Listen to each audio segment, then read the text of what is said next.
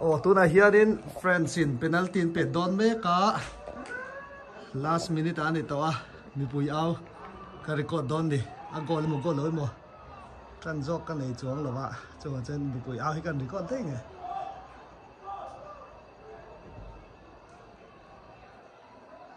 ai zol ya last minute penalty.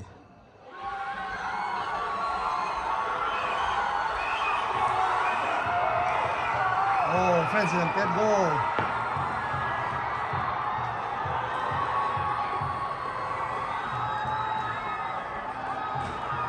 Goal le.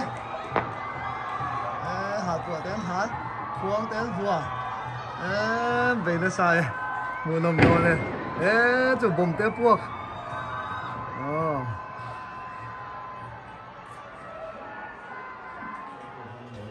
Tôi lại hiến cái ngọn cho trăm tiền tỏ đó đi.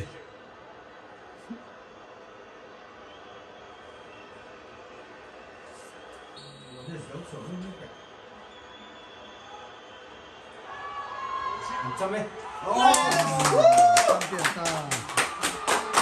Ai gió áo gì cần cái thải lên lúc không? Argentina trăm ta. Aizol Thom khi ta khi rocket tên ron hán anh ba hán nó sẽ cuộc dur mày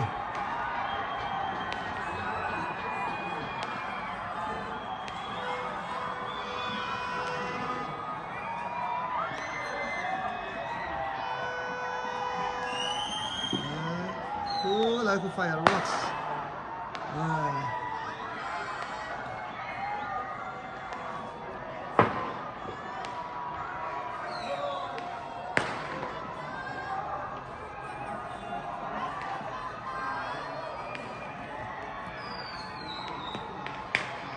Rocket taki long hian hala ni hi.